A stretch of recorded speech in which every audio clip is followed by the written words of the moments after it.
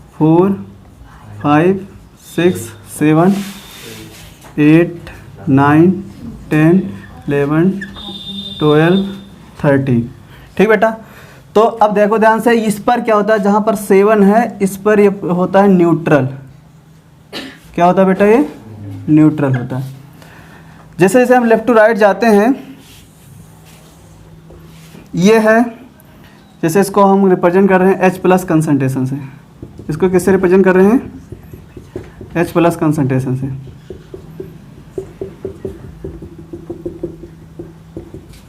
तो जैसे जैसे हम लेफ्ट टू राइट जा रहे हैं तो H प्लस कंसंट्रेशन क्या हो रहा है, डिक्रीज हो रहा है। देखो H प्लस कंसंट्रेशन क्या हो रहा है, डिक्रीज हो रहा है। तो OH माइनस कंसंट्रेशन क्या हो रहा होगा, इंक्रीज हो रहा होगा, क्योंकि एक दूसरे क्या होते हैं, अपोजिट होते हैं। इसका मतलब आप जब लेफ्ट टू राइट जा रहे हो, देखो बेटा स्टार्टिंग यहाँ न्यूट्रल पॉइंट से होगा, तो यहाँ बताओ concentration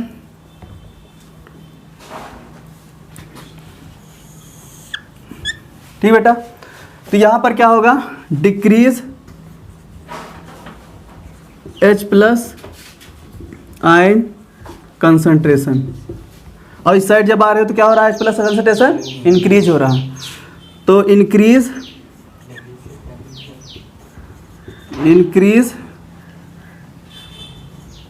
H plus ion concentration. कोई डाउट? अब बताओ लेफ्ट टू राइट जब मूव करते हैं, यहाँ न्यूट्रल पॉइंट से राइट टू अगर लेफ्ट मूव कर रहे हैं न्यूट्रल पॉइंट से, तो बताओ क्या हो रहा है, concentration of acid H plus concentration increase हो रहा है, तो pH क्या होगा, डिक्रीज होगा। लेकिन हम यहाँ pH की बात नहीं करेंगे, हम यहाँ एसिडिक स्ट्रेंथ की बात करेंगे, एसिडिक नेचर की बात करेंगे। जब यहाँ न्यूट्रल से राइट टू लेफ्ट मूव करते हैं तो बताओ क्या होता है, pH एसिडिक स्ट्रेंथ क्या होता है, इंक्रीज होता है, डिक्रीज होता है, इंक्रीज होता है। अगर यहाँ लेफ्ट से राइट मूव करते हैं तो बेसिक स्ट्रेंथ इंक्रीज होता है। देखो ध्यान से, देखो इस पर न्यूट्रल है, जब pH 7 होता है तो न्यूट्रल होता है। pH अगर इंक्रीज करता जाता है तो H प्लस कंसंट्रेशन डिक्रीज करता जा रहा है, और H प्लस कंसंट्रेशन अगर डिक्रीज कर रहा है तो pH की वैल्यू इंक्रीज कर रही है, और pH की वैल्यू इंक्रीज करने से बेसिक स्ट्रेंथ इंक्रीज होता है। क्या होता है, बेसिक स्ट्रेंथ इंक्रीज होता है।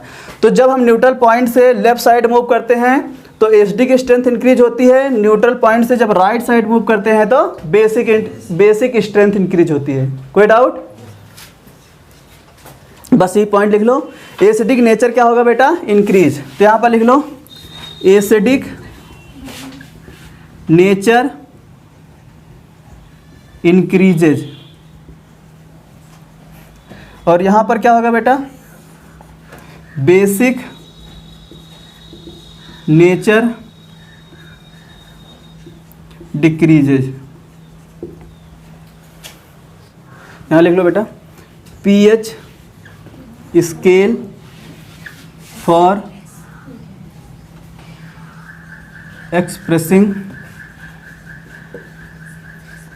Concentration of solution. pH scale for expressing concentration of solution. Solution के कंसंट्रेशन को ये स्केल क्या करेगा, एक्सप्रेस करेगा। मतलब इसका यूज कब करेंगे, किसी सोल्यूशन का कंसंट्रेशन बताना हो। बात समझ गए ना? pH स्केल का यूज कब करते हैं, जब किसी सोल्यूशन का कंसंट्रेशन बताना होता है। कोई डाउट? तो इसके अकॉर्डिंग देखो बेटा, मतलब जब किसी सोल्यूशन का pH कितना होगा, 7 होगा। जब किसी सोल्यूशन का pH 7 होगा तो उस पर ये क्या होगा, न्यूट्रल। क्या शो करेगा बेटा, न्यूट्रल। और जिसका pH लेस देन 7 होगा, pH क्या होगा, लेस देन 7 होगा, तो वो क्या होगा, एसिडिक नेचर का। क्या होगा, एसिडिक नेचर। और जिसका pH मोर देन 7 होगा, जिसका pH मोर देन 7 होगा तो वो क्या होगा, बेसिक नेचर का होगा। कोई डाउट? इसका मतलब जिसका pH लेस देन 7 होगा वो क्या होगा, एसिडिक नेचर। जिसका pH मोर देन 7 होगा वो बेसिक नेचर। और जिसका pH इक्वल टू क्या होगा, 7 होगा, जिसका pH 7 होगा वो क्या होगा, न्यूट्रल। तो इसके अकॉर्डिंग हम बात करें तो सोल्यूशन 3 टाइप के हो सकते हैं, या तो सोल्यूशन न्यूट्रल होगा, या तो एसिडिक होगा, या तो बेसिक। और डिपेंड करता है उसका pH वैल्यू क्या है। कोई डाउट?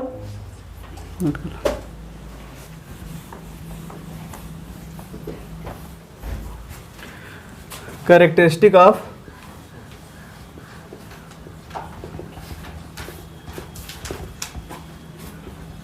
PH scale. तो देखो बेटा क्या कैरेक्टरिस्टिक है फॉर एसिडिक सॉल्यूशन के लिए। पहला बात करते हैं for acidic solution. Acidic solution के लिए बताओ पीएच क्या होना चाहिए, पीएच की वैल्यू क्या होनी चाहिए, लेस देन 7। अगर पीएच का सॉल्यूशन लेस देन 7 है तो क्या होगा, एसिडिक।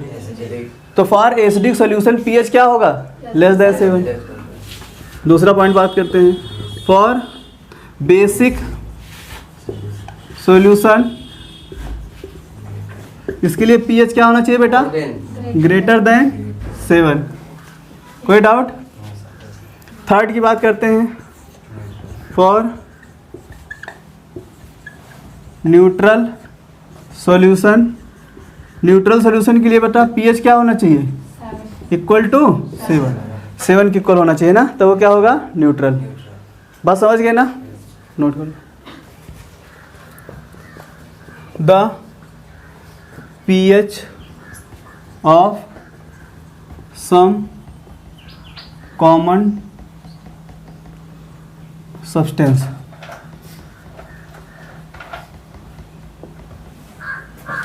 देखो बेटा यहाँ पर सब्सटेंस का नाम लिख लो और यहाँ पर इसका पीएच वैल्यू। देखो पीएच वैल्यू हम लोग एग्जैक्ट नहीं बेटा बता सकते, अप्रॉक्सीमेट वैल्यू बताएंगे। बात समझ गए रहे, क्योंकि पीएच की वैल्यू डिफरेंट बुक में डिफरेंट दिया गया, थोड़ा सा वेरिएशन है, इसलिए हम लोग यहाँ पर क्या लिखेंगे, अप्रॉक्स पीएच वैल्यू, अप्रॉक्सीमेट। बात समझ गए ना, अप्रॉक्सीमेट पीएच वैल्यू।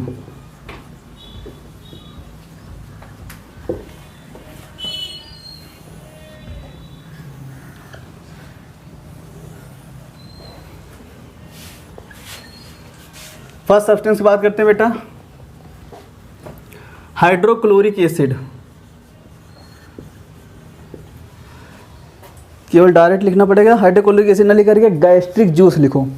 है हाइड्रोक्लोरिक एसिड का ही पीएच, लेकिन हमें हमारे स्टमक में जो रिलीज होता है उसको हम गैस्ट्रिक जूस बोलते हैं, ना कि उसको पीएच बोलते हैं। पीएच ही रिलीज होता है, लेकिन उसके साथ कुछ और भी सब्सटेंस कंबाइन होते हैं, इसलिए उसको क्या बोलते हैं, गैस्ट्रिक जूस। तो पहला लिखो gastric juice. First gastric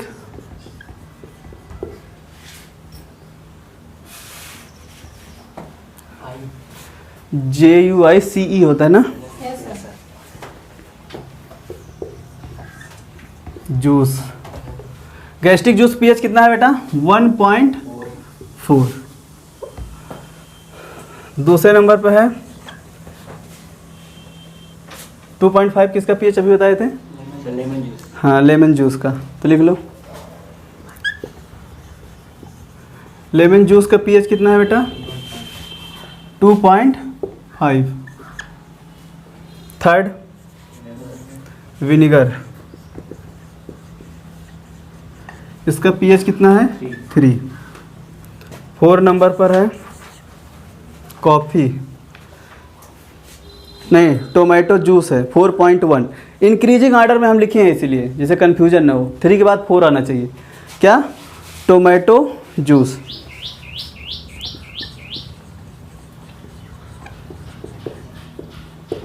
tomato juice का पीएच कितना है, 4.1। 5th नंबर पर है कॉफ़ी। कॉफ़ी का पीएच कितना है, 5। 6 नंबर पर है ब्लड, नहीं है मिल्क है। देखो ब्लड बेसिक इन नेचर होता है, ब्लड क्या होता है, बेसिक इन नेचर, तो उसका पीएच 7 से ज़्यादा होना चाहिए। तो 6 नंबर क्या आएगा, 6 मिल्क। मिल्क का पीएच कितना है, 6। हम शायद 6 लिखे, अच्छा 6.5 लिखे, 6.5। इसके बाद आएगा यहाँ पर सलाइवा बिफोर मील और सलाइवा आफ्टर मील। तो आपको हम बता देना चाहते हैं जो सलाइवा होता है बिफोर मील मतलब भोजन करने से पहले बेसिक इन नेचर होता है। क्या होता है? Basic in, slightly basic in nature, मतलब 7 पॉइंट समथिंग होगा। कितना है? 7.4। कितना है? 7.4। लेकिन जब हम लोग भोजन कर लेते हैं आफ्टर मील के बाद जब पूछता है तो वो एसिडिक इन नेचर हो जाता है, स्लाइटली एसिडिक इन नेचर हो जाता है और उसका पीएच हो जाता है 5.8। कितना हो जाता है? 5.8। तो बिफोर मील या आफ्टर मील, ध्यान दिए रखना, दोनों पूछे जाएंगे और जब एक कॉमन हो, सलाइवा का पीएच बताओ, डायरेक्ट इसे पूछ ले, पीएच ऑफ सलाइवा, तो हमारी वैल्यू जो होगी वो दोनों के बीच में ही होना चाहिए। समझ गए ना? समझ गए ना? मतलब 7.4 से ज़्यादा नहीं होना चाहिए और 5.8 से कम नहीं होना चाहिए। जो बीच में वैल्यू दिया होगा वही सही होगा। कोई डाउट? सलाइवा बिफोर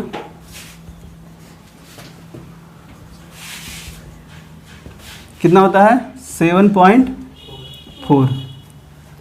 8 नंबर पर सलाइवा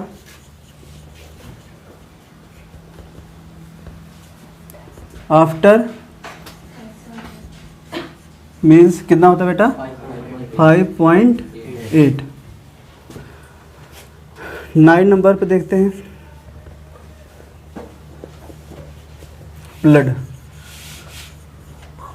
ब्लड का पीएच कितना होता है? 7.4। देखो ध्यान से, इन दोनों का पीएच सेम है। सलाइवा बिफोर मील और ब्लड का पीएच दोनों क्या है? सेम है। लास्ट में लिख लो बेटा milk of magnesia, milk of magnesia. इसका पीएच कितना होता है बेटा? 10। इसका पीएच कितना होता है बेटा? 10। तुम्हारे बुक में 10.5 दिया है, तो एक काम करते हैं 10.5 लिख देते हैं। 10.5। कोई डाउट? 10.5। ज़्यादातर लेकिन बुक में 10 दिया गया है। ये इतना आपको वैल्यू याद करना पड़ेगा। इसमें कोई डाउट? इसमें डाउट होना भी नहीं चाहिए क्योंकि डायरेक्ट याद करना।